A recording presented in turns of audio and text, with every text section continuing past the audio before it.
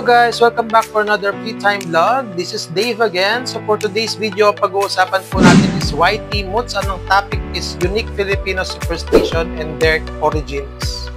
Ayun. So sa mga pag sinabi pong superstition, mga po yan, mga pamahiin natin dito sa Pilipinas. Okay, so syempre yung mga usually naniniwala dyan, ang pinagagalingan yan usually yung mga matatanda. Diba? Kasi mas alam nila yung mga ganyan.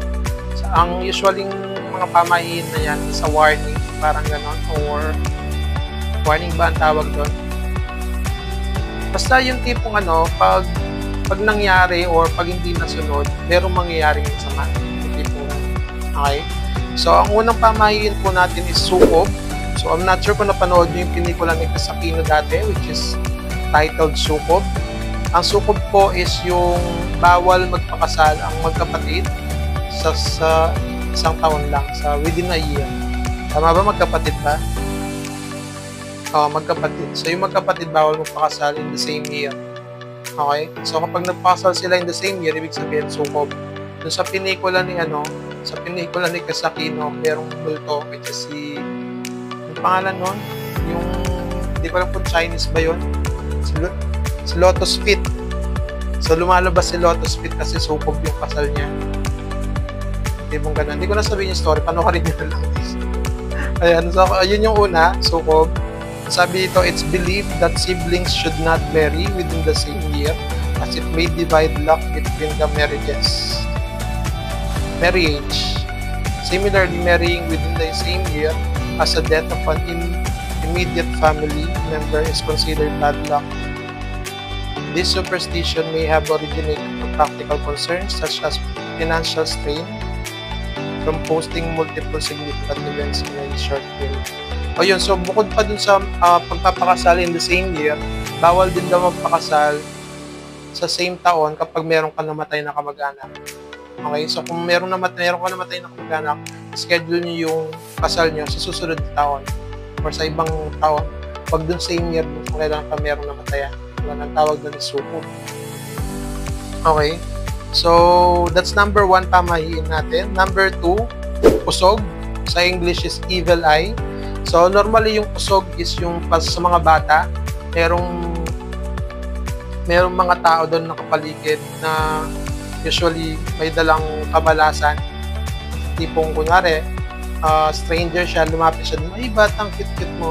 Ayun. Pero sabihin ng mga tao or ng mga parents or kamag-anak ng bata, pero usog. Tapos ang gagawin nila is lalawayan nila sa noo, gaganon sa noo o kaya sa tiyan, sa abdomen. Gaganon siya para maalis yung pera usog. Tapos sasabihin pera usog. Itong ganon. So yun yung second natin, which is usog. Evil eye pala yun. Yun pala yung evil eye, guys. So, sabi dito, usog is the belief that a stranger greeting, so yung mga nag-greet, ay, cute-cute yung mga tipong, ay, hello, pero usog, mga tipong, greeting or presence can cause illness, especially in infants. To counteract this, the stranger is often asked to apply saliva to the child's forehead or abdomen while saying pera usog, a practice rooted in Filipino psychomedicine. So, ganun siya. Yung tawag dyan, pera usog. It's number 2. And then, number 3, pagpag. Sa English is after-wake ritual. Yun naman yung pagpag, yung tipong nakipaglamay ka. Tapos, pagkatapos mo maglamay is magpapagpag ka. Charot, hindi. Parang ganun.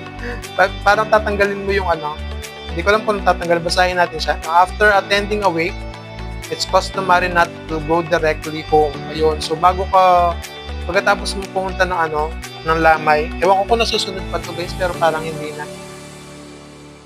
So, pagkatapos mo pumunta ng lamay, hindi ka daw pwedeng umuwi kagad. So, kailangan mag-stop over ka muna kung saan. Ang tawag nila doon pagpag. Yung tipong para yung mga bad spirits, kung meron man bad spirits na nakuha doon sa lamay, mananatili siya dun sa stopover mo, hindi dun sa bahay nyo. Kasi pag inuwi mo sa bahay nyo, yun, meron namang kamalasan, meron namang mga bad energies. Kumbaga. Okay? So, kailangan mag-stopover muna kayo kung saan, stay muna doon. And then, after nun, pwede na kayo So, hindi nyo dinadala yung mga bad energies. Kung meron na, okay, hindi ko sinasabing merong bad energies pag naglalakay. Okay? So, kung merong man bad energies, may iwasan siyang maiuwi ko. Kung gano'n. Ang tawag dun is pagpag. So, kumbaga pinapagpag mo yung mga bad energies. So, that's number 3. Then, number 4 is tabi-tabi po. Respect for nature spirits. Ito naman yung kapag dumadaan kayo sa, kunyari, sa mga may mga puno o kaya doon sa may yung tipong madamo na daanan. Yun. So, nakikiusap kayo tabi-tabi po, parang nag-e-excuse kayo dun sa mga, kung meron man mga ano doon, meron man mga, anong tawag doon? Yung mga parang mga duwende, yung mga engkanto, gano'n, yun, mga engkanto. So, kung meron man mga nakatirang engkanto dun sa paligid kung saan kayo dumaan, may excuse ka kasi nagsabi ka ng tabi-tabi po. Tipong ganun. Kumbaga nag-excuse ka, makikiraan lang po, tabi-tabi po, gano'n pa. Sasabihin mo yun para yung mga engkanto sa paligid, isayaan ka dumaan lang without any kind of bad energy na linalagay sa inyo. Tipong ganun. So, yun ang tawag doon is tabi-tabi po. That's number 4. Okay? So, ang sabi dito, when passing through areas believed to be inhabited by spirits, such as cemeteries or forest. Yun. So, mga damo-damo, mga puno-puno, tipong gano'n, pati mga sementeryo, mga tipong gano'n. Filipino often say tabi-tabi po to show respect and avoid disturbing these entities. Ayun. So, nakikitabit, nakiki-excuse ka. Makikiraan lang po, tabi-tabi po, tipong gano'n. Okay, so that's number 4. So, yung mga nabanggit ko, mga kilalang pamahiin yan. Okay, so sukob, usog, pagpag at saka tabi-tabi po. Number 5 is ito, hindi ko alam to. Tigma manukan. Ang English niya is omen bird. So I'm not sure if you heard it. Ako hindi ko pa narinig itong tigma manukan. Ang sabi dito in Tagalog mythology, the tigma manukan bird was considered an omen. If it flew to the right, it's signaled as successful journey. To the left, it warned of misfortune. This belief underscores the ancient practice of interpreting natural signs of guidance. So kung kung nakasasakyan man kayo, kung naglalakad man kayo papunta sa kung saan, pag merong dumaan na ibon, siguro pag gabi to, no? Gawin natin nakakatakot. So pag gabi, merong kang pupuntahan, kotse man, trike man, motor man, or naglalakad ka man, pag may dumaan na ibon, lalo na kung black yan, mga ganyang pamahiin. Merong dumaan na ibon, kung papunta siya sa left, ang ibig sabihin nun, successful journey, mag-safe ka, yung tipong ganon. Walang mangyayari masama kung diba? Pag papunta siya sa left. Ngayon, pag papunta siya sa right, ayun na, ang misfortune. Sabi dito, it warned of misfortune. So, pwedeng karoon ng aksidente, pero kahit na anong klaseng kamalasan na may isip mo siguro, basta mayroong dumaan na itim na ibon papuntang right. Yan, nakakatakot. So, pamahiin yun, guys. Okay? So, hindi natin alam kung totoo, hindi. Ngayon ko nga lang narinig to. So, baka, di ba? Malay natin. Hindi naman masamang maging Hindi naman masamang maniwala pag minsan sa mga ganyan. Okay? Kasi no choice ka naman. Kung mayroong talagang ibon na dumaan papuntang right, anong gagawin mo? Uuwi ka ba? Wala naman nakalagay dito kung anong gagawin mo. So hindi natin natanong si assistant. Anyway, ano lang siguro, ano bang gagawin? Magdasal ka na, daanin mo na lang sa dasal siguro na maging makauwi ka ng safe, yung tipong ganan. Okay? Dasal na lang, at least pagdasal, safe ka, diba? Yun. So, pag may dumaan na right, na ibon para pamunta sa right, kulay black, dasal-dasal na lang tayo. Okay? Tawag doon is tigma manukan. Tigma manukan. Yung pusa, I wonder kung yung pusa meron din. Kasi meron din pamahin sa pusa, di ba? Lalo na pag black na pusa. Baka meron din ganun. Anyway, number 6. Sigbin. Mythical creature. Ito hindi ko rin alam to. Itong sigbin na to. The sigbin is a creature from Visayan and Mindanao folklore. Described as a hornless goat-like being that walks backward and sucks blood from victim's shadow. Ulu. It's believed to emerge during Holy Week, highlighting the blend of indigenous beliefs with Christian advances. Hindi ko siya naintindihan, pero ang tawag dun is sigbin. Ang description niya dito is kambing. Kambing na walang sungay, hornless, so walang sungay. Naniniwala daw sila na tawag dito, nagsasak sila or parang vampira, sumisipsip sila ng dugo sa shadow, ano ba? Victim shadow. So yun, hindi ko alam kung paano nangyayari yun. Basta ganon, pag meron ka nakitang pag may nagpakitang kambing na walang sungay sa inyo paggabi, tama ba? Sabi, tuwing Holy Week daw, kung meron ka nakitang kambing, siguro gawin natin nakakatakot agad tuwing gabi. Pag Holy Week ng gabi, meron ka nakitang kambing, takbo ka na. Huwag mo ngayaang dumikit siya dun sa shadow mo kasi daw sisipsipin niya yung dugo mo through dun sa shadow mo na yan. Alam niyo yung mga demonyo, guys, iba yung mga devil or demonyo, usually ang makikita niyo dyan, makikita niyo yung itsura dyan, yung parang kambing sa life. Diba? Tapos, yun, may sungay sila, pero ito wala itong sungay. May sungay sila. Yung mga demonyo yung mga yun. Anyway, sigbin, ganun siya. Walang sungay na kambing. So, wag niyong hayaang matouch niyo yung shadow niyo kung hindi sisipsipin yung dugo niyo. Kasi dito, ang tawag sa pamahiin na yun, sigbin. So, iwas-iwas na lang siguro. Yun lang ang paraan. Iwas din sa mga ganun. Makakita man kayo ng kambing. Pero I think wala namang ganito na ngayon. O kung meron man, di ko alam. At first time ko rin marinig ito, yung sigbin na to, mythical creature. Okay? So, pamahiin yon, iwasan ng kambing, for short. That's number 6, sigbin. And then number 7, kumakatok. Harbingers of death. Ito, nakakatakot din to. Hello! Ibang kumakatok-katok dyan. The kumakatok are 3 hooded figures who knock on doors at night, believed to foretell death in the household. This superstition reflects the Filipino emphasis on omens and supernatural. Ito naman, hindi pa naman na-experience to, pero ewan ko kung may naka-experience na. Ang tawag nila is kumakatok. Ang sabi dito, paggabi daw, merong kumakatok. Ang sabi dito, 3 lalaki siya ito. May 3 hooded figures, meron naka-hood. Hindi natin alam kung babae o lalaki o kung kanto man o ano. Basta naka-hood sila, 3 sila, tapos kumakatok sila sa siguro sa anino nyo, makikita nyo yung mga yun, di ba? Tapos merong kumakatok sila sa pinto kung saan man. May daw siya, senyalis daw yun na merong mamamatay sa mga tao dun sa bahay na yun. So, yun, pamahiin din yun. Pero nakakatakot siya, guys, di ba? Kasi gabi, tapos may kumakatok, tapos naka-hood pa. Masama, kulay itim yung hood. Okay lang kung white kasi malinis-linis ang white, di ba? Pero pag black, makatok na lang ganyan, di mo alam kung sino, di ba? Nakakatakot yun.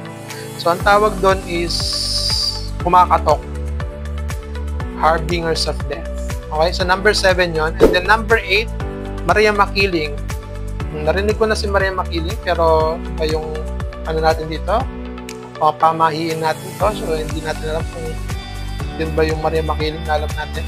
Guardian of the Mountain. So, si Maria Makiling, ang taas sa English naman na pamahiin na to is Guardian of the Mountain. Sabi dito, Maria Makiling is a diwata, fairy or deity, believed to reside in Mount Makiling.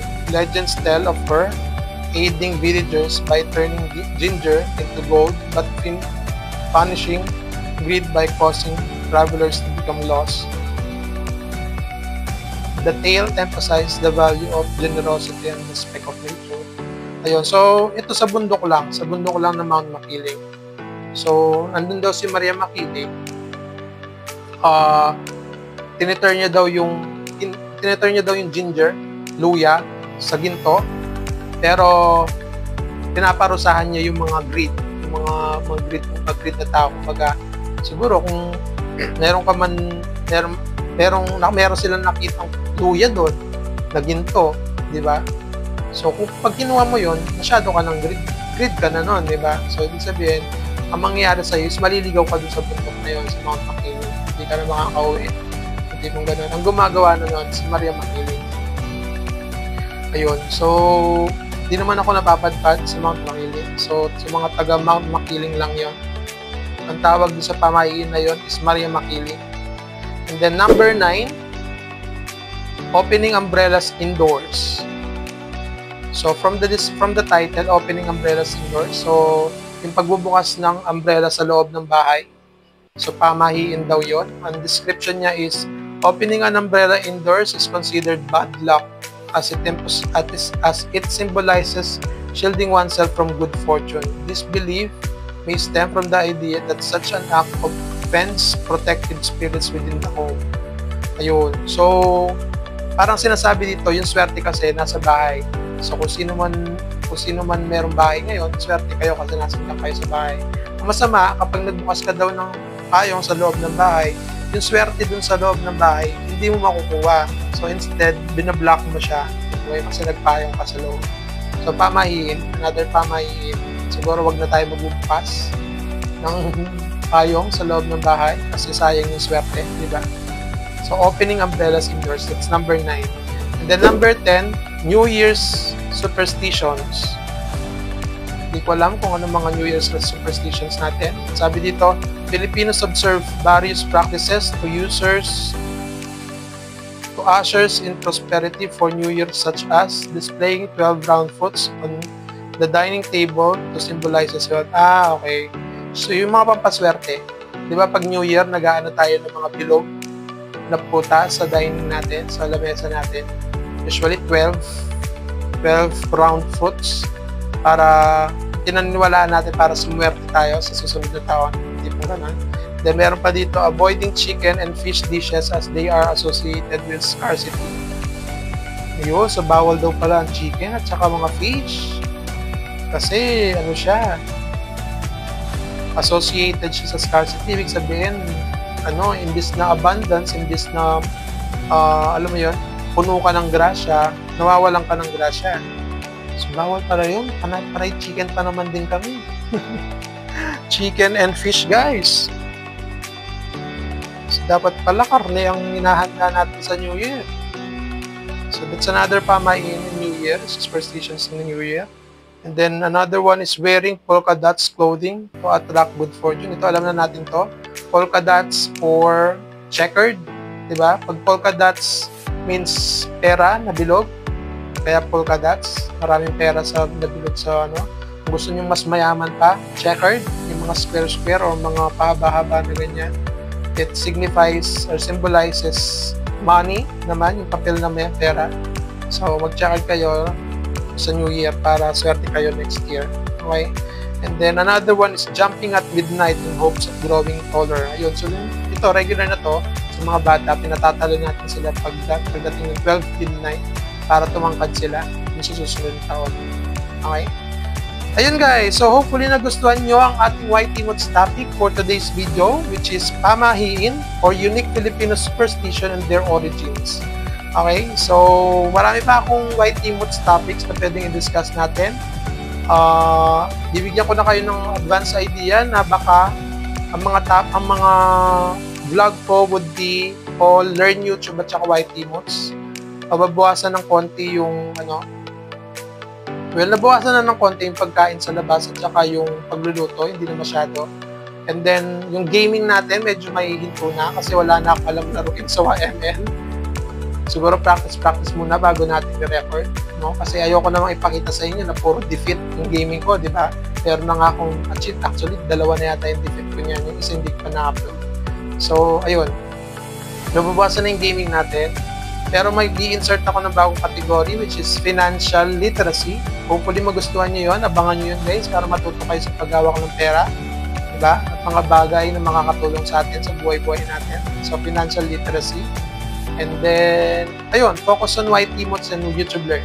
Okay? So maraming salamat ulit sa panonood guys. Thank you so much for liking, subscribing, and leaving a comment. Kung may tanong kayo, suggestion o ano man, please open yung comment na yan. Ilagay nyo lang dyan. Papasahin ko yan for sure. Baka mag-reply pa ako. Okay guys, thank you so much. Bye!